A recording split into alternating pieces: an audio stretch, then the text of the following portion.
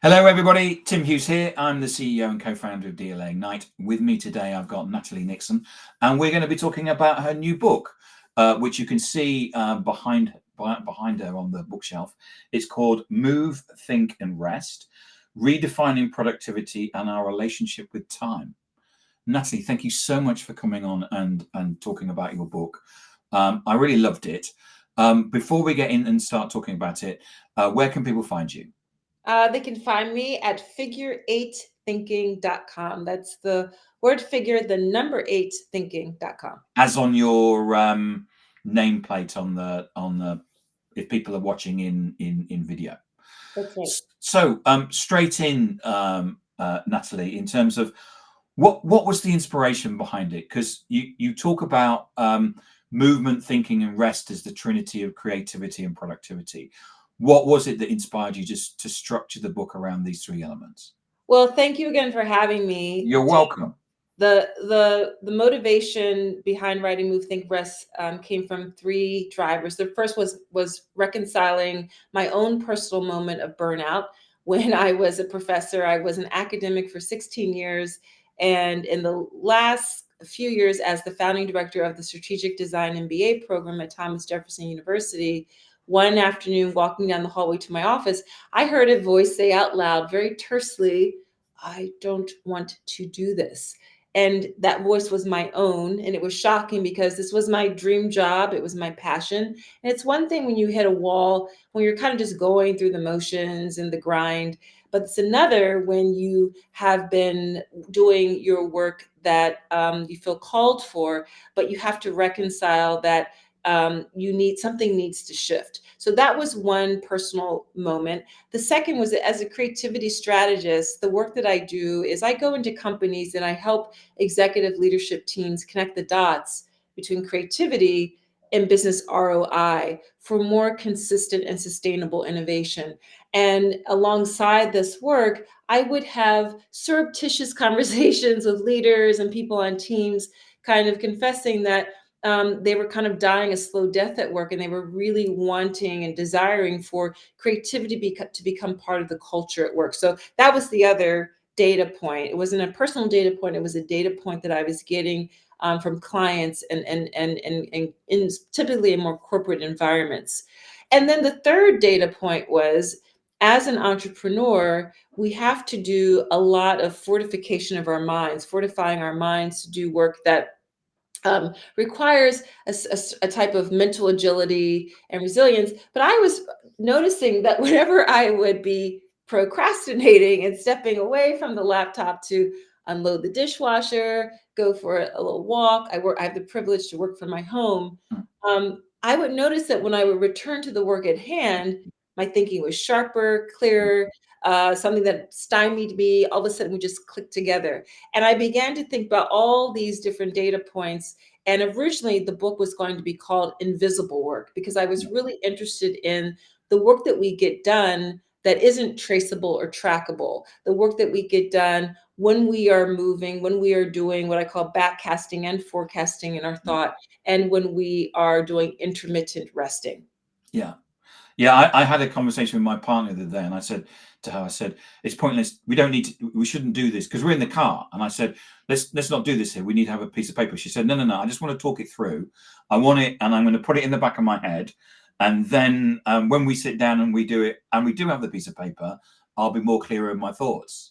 Agreed. Totally. And I went, yeah, you're right. That's the way we should do it. And I think, one of the things, what did you call it back?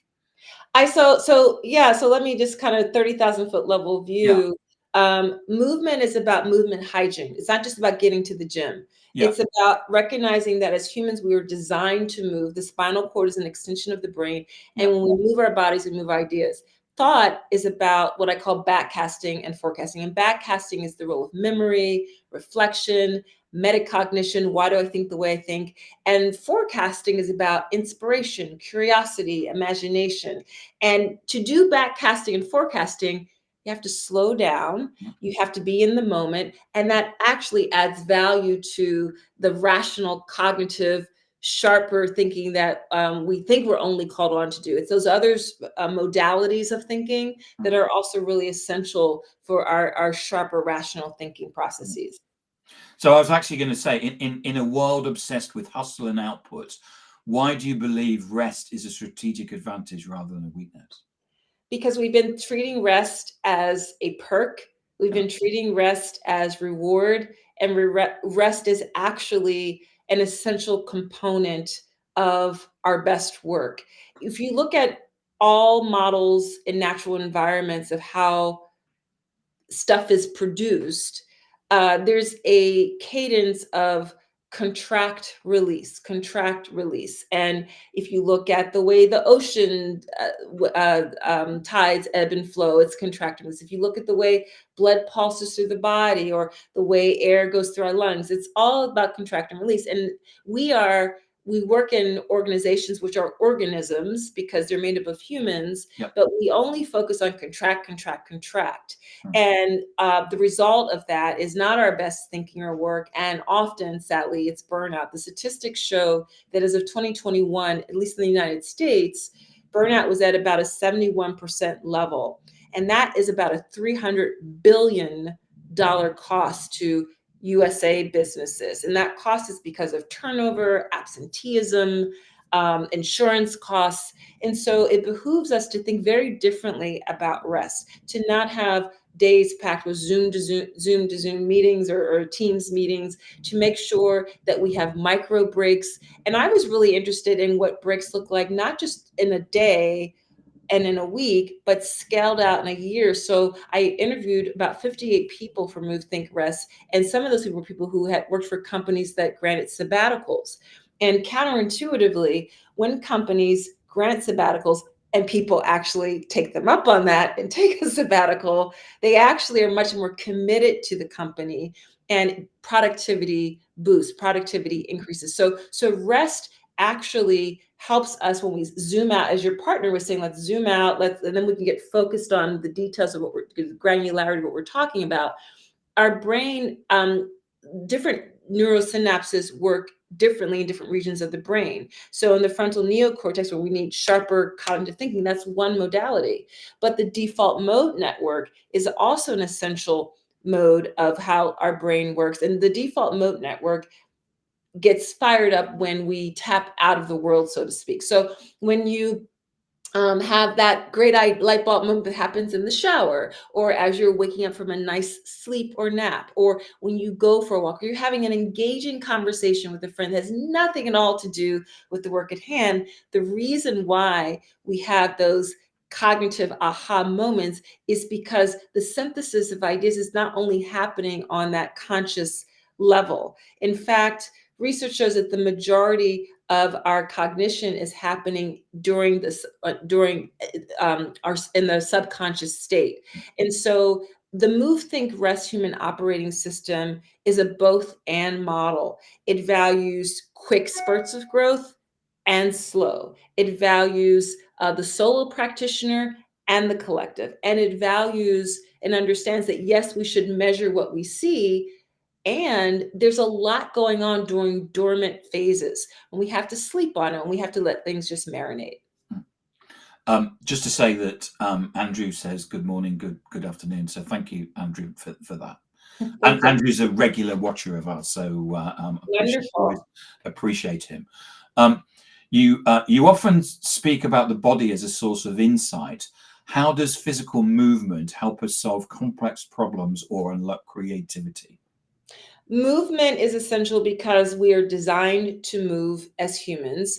And when we are in movement, one of the nice byproducts is that the happy hormones are released, such as serotonin and endorphins.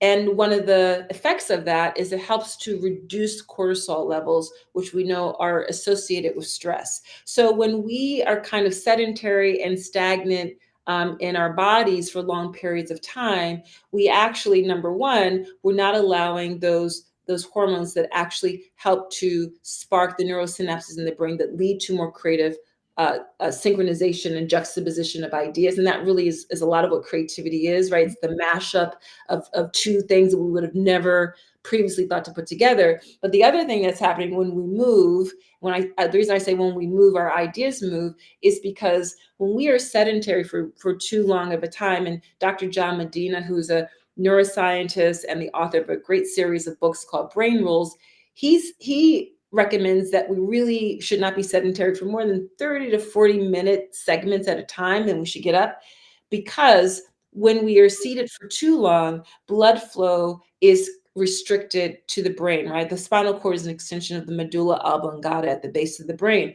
And so when we move, there's greater blood flow, which means there's more oxygen going to the brain, which means we actually would be doing our best thinking.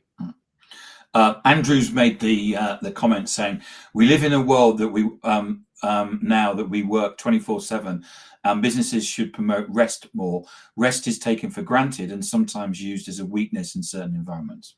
Thank you for that, Andrew. And some research shows that companies that actually promote breaks have 25% more retention in their companies. And again, a lot of this is very counterintuitive. I remember decades ago, I read the memoir of the founder of Patagonia, Yves Chenard. The name of that memoir is it's good.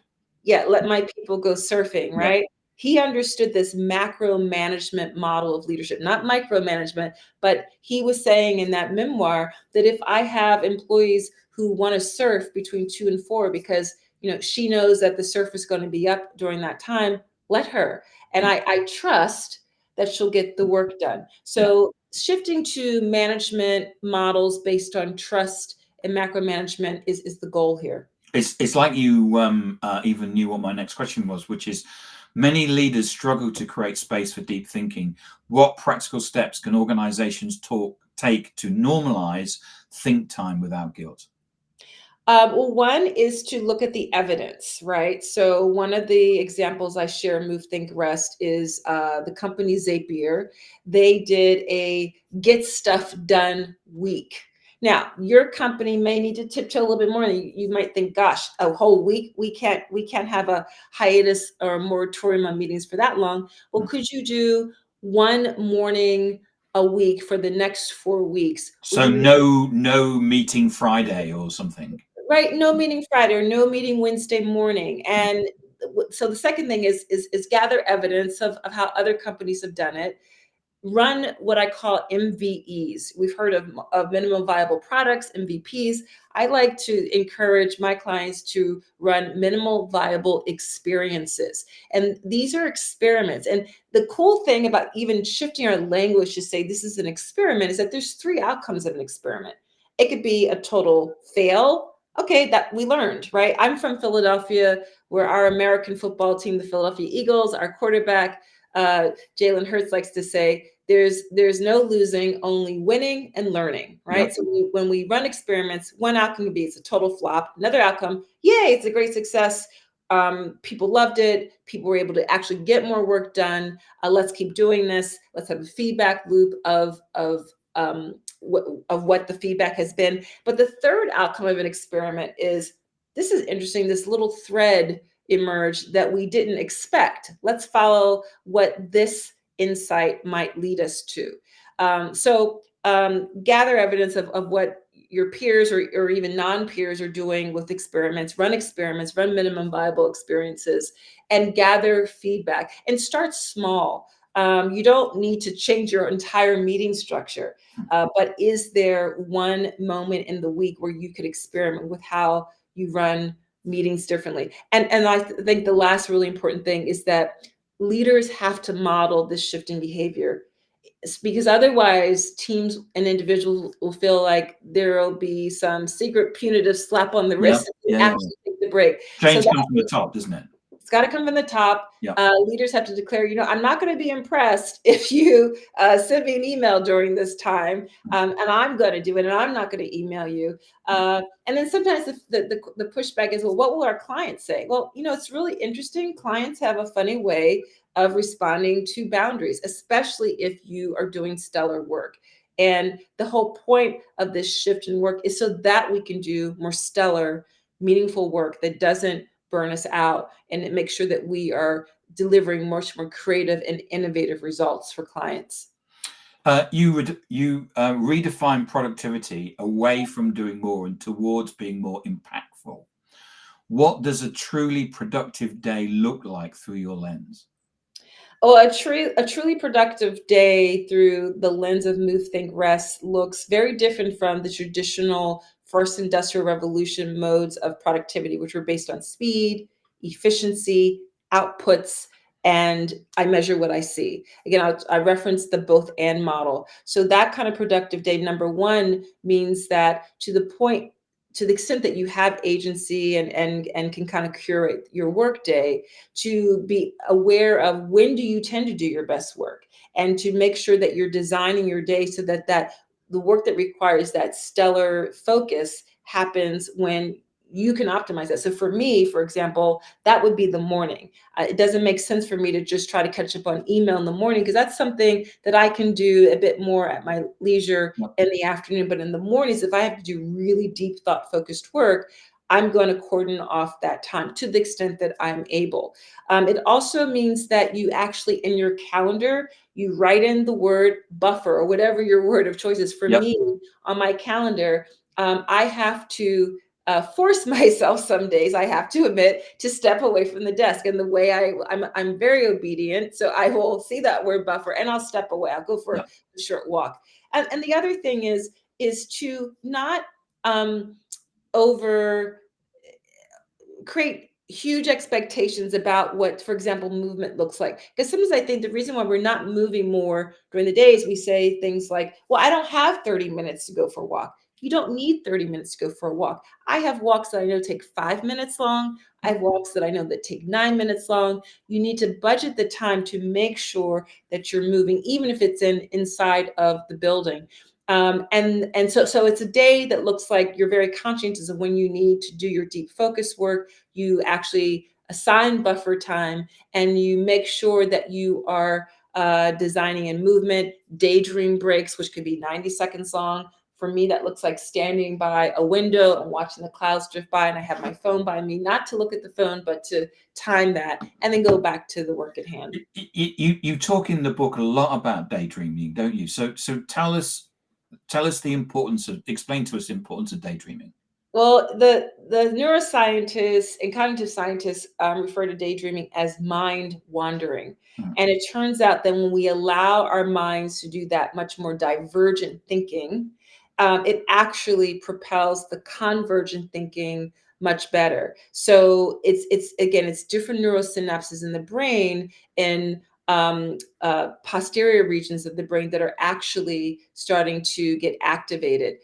So it's not about um, getting to an answer. It's about being much more observant. It's about letting your body relax. Because even if you're self-aware about how your body feels when you are doing that thinking that where you need to come with an answer. For me, I often feel a bit more tense and terse. When I'm daydreaming, my body is relaxing, which actually means the synapses, the neurological activity is happening with a lot greater flow. So the research shows that when we can alternate between mind wandering and then that focused laser distilled thinking, the results of our ideas are much more interesting and often a lot more innovative and more generative in the ways that we're thinking about things. If someone feels overwhelmed or burnt out, which of the three move, think, or rest should they prioritize first, and why? Well, the thing about the move, think, rest human operating system is that it's not a siloed model. It's very situational. And what I mean by that, it's not first you move, then you think, then you rest. You really have to gauge situationally about what is necessary. Having said that, I will say that the more I've been speaking about move, think, rest, especially in workshop environments or discussions on a webinar, the dimension of the model that people struggle with the most is rest. It's the ability to step away. It's the ability to relax. So just anecdotally, I think that that's probably a great place to start. And I would start by integrating play as something that as an activity that's done when you rest. So rest is not sleep. Sleep is a type of rest, Yeah. but rest is just kind of um, uh, zigzagging away from the kind of whatever the sort of work is that you do. And play is fantastic because play is actually a combination of movement and thought and rest that actually activates all of the sorts of attributes that we say we want on a team or in our leaders. So play means that we are actively listening, that we're more curious, that we collaborate, that we negotiate. So finding times to integrate play into that liminal space of rest is super important. Natalie Nixon, thank you so much for coming on and talking about your book, Move, Think, Rest, Redefining Productivity and Our Relationship with Time. If we wanted to get a copy of the book, where can we get one from? Tim, thank you so much for having me. People can go to Amazon.com or excuse me, they can go to Barnes & Noble, and they can go to figure8thinking.com and see a range of booksellers there as well. And if we wanted to get more information about you, Natalie, where can we find that? Please go to figure8thinking.com, sign up for the WonderRigor newsletter, and definitely start following me on LinkedIn, where I also share a lot of great content there. Excellent. Natalie, thank you so much for coming on and talking about your book. It's a great book. Really defines both